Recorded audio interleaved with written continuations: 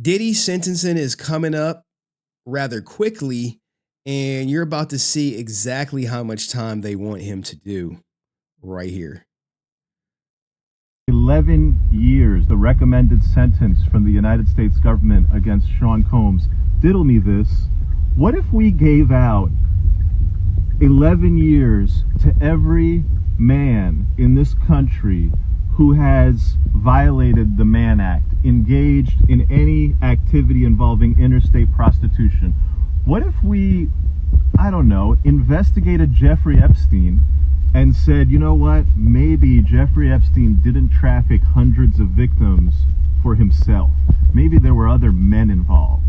I don't know, Bill Clinton, Bill Gates. Take your pick.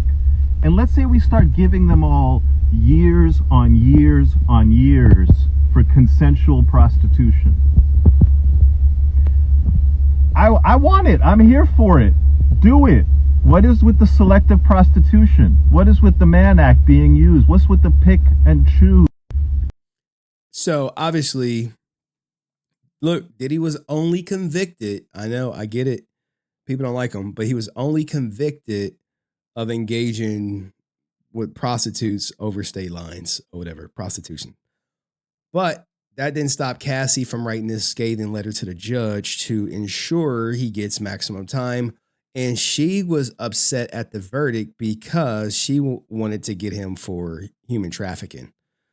But the jury concluded that Cassie, despite, I understand her getting beat, that was traumatic, it was unfortunate. I don't agree with it.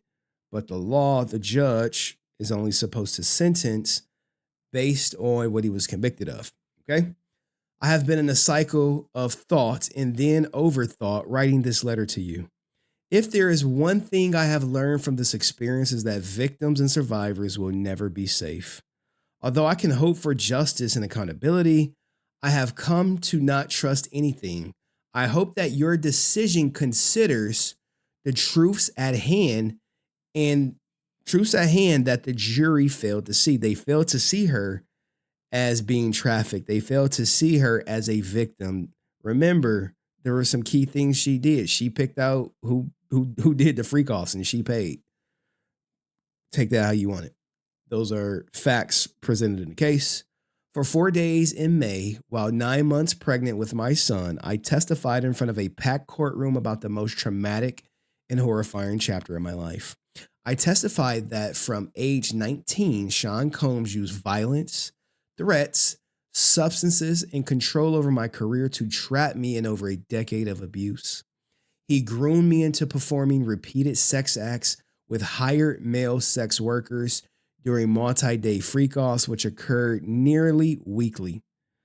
I was forced into lingerie and heels, told exactly how to look, and plied with drugs and alcohol so he could control me like a puppet. These events were degrading and disgusting, leaving me with infections, illnesses, and days of physical and emotional exhaustion before he demanded it all again. Sex acts became my full-time job, used as only a way to stay in his good graces. I mean, a piece of this could be true. I mean, but at the same time, do you respect the verdict that the jury came to, or are you with Cassie? I testified that I learned to read Sean Combs' signals, knowing that when he spoke of freak-offs, he was demanding them, and that refusing meant punishment, losing my car, my phone, or worse. He controlled every part of my livelihood and threatened to destroy my reputation by leaking sex tapes, a threat he repeated often. His power over me eroded my independence and sense of self until I felt I had no choice but to submit. When he believed I had wronged him or was not sufficiently responsive, he also threatened people around me and those close to me, including my family.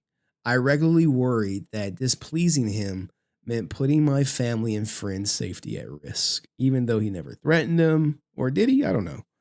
I'm not going to act like I followed the case thoroughly, but he wasn't convicted of like threatening anyone or anything like that. He got convicted of engaging with consensual prostitutes, which was 50 Cent's baby mama and Cassie, according to the jury.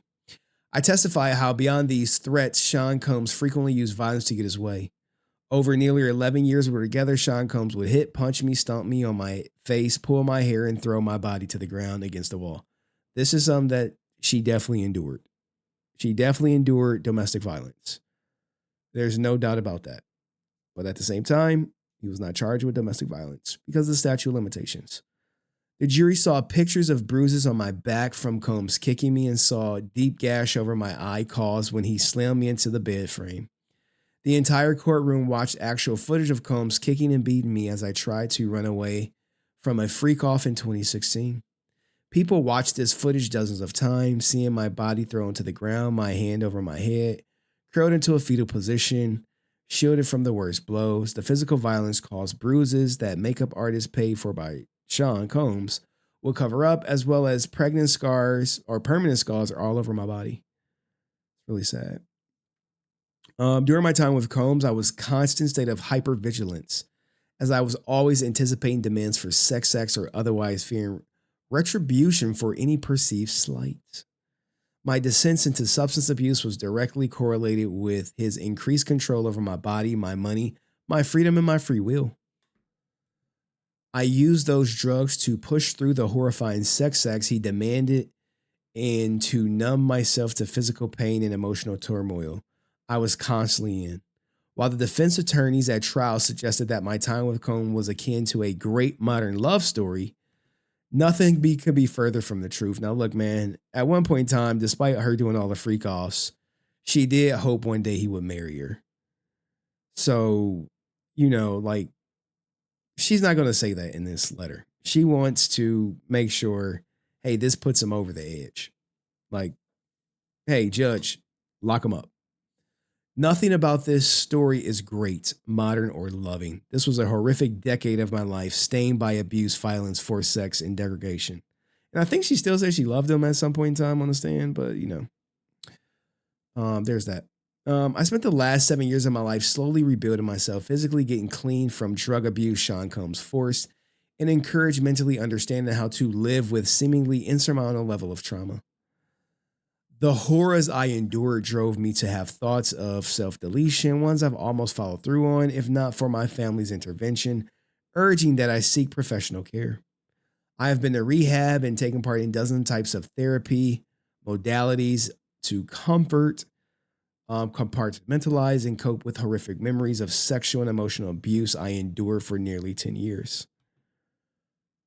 Wow, what did to me? Well, always present, I am slowly learning how to live my life free from fear and horrors I endured, and doing so fully devoted to my husband and children. Damn, it's a long one. Okay, it's almost over. Okay. I still have nightmares and flashbacks on a regular, everyday basis and continue to require psychological care to cope with my past. My worries that Sean Combs or his associates will come after me and my family is my reality. I have, in fact, moved my family out of New York, and I'm keeping private and quiet as I possibly can because I'm scared that if he walks free, his first actions will be swift retribution towards me and others who spoke out against his trial. Now, look, I'll give her this. This should be a concern of hers because the amount of resources that Diddy does have access to, he can fuck with your life without necessarily messing with your life. Now, I don't think he'll risk that considering like he's been in jail for so long, but it's not out of the realm of possibility. As much progress as I've made recovering from his abuse, I remain very much afraid of what he is capable of and malice he undoubtedly harbors towards me for having the bravery to tell the truth. His defense attorneys claims he's a changed man and wants to mentor abusers. I know firsthand what real mentorship means. This disgusts me. He is not being truthful. Now, the thing about Cassie is when she came out and told her story, there were other women who were not for Cassie's story. I know that who he was to me, the manipulator, aggressor, abuser, trafficker, is who he is as a human. He has no interest in changing or becoming better. He will always be the same cruel, power hungry, manipulative man he is. When I came out with my allegations in my civil case, he flatly denied them again and again. It was only after video footage corroborated the exact words in my civil complaint that he issued an insincere apology to the internet. Thanks to the footage and my testimony, this is something that he will forever be associated with. For over a decade, Sean Combs made me feel powerless, unimportant, but my experience was real horrific and deserves to be considered. While the jury did not seem to understand, believe that I engaged in the freak-offs because of the forced coercion and defendant against me, I know that this is the truth and that this sentence should reflect the reality of evidence my lived experience as a victim. Now, here's the thing, dog. She at some point, she was like, I wanted a freak off. She was demanding the freak offs. Now, you could say she was demanding it to please Diddy, but she was initiating the freak offs. Sure. Could there be some times where she wasn't feeling it? Absolutely. But were there times where she was feeling it? Absolutely. Even you had like some of the gigolos who were participating in freak offs was like, Diddy wasn't even in the room and she demanded XYZ. Diddy just wanted like baby batter on his nipples. Weird stuff. Reliving in detail the events and truths described throughout this trial and this letter causes me tremendous emotional pain. I am trying with all that I am to move on. I hope that your sentencing decision reflects strength it took for victims of Sean Combs to come forward. I hope that your decision considers many lives that Sean Combs upended with his abuse and control. I thank you for your time and attention, Cassandra Ventura Fiend. Now, here's the thing, right? Will 50 Cent baby mama write a letter?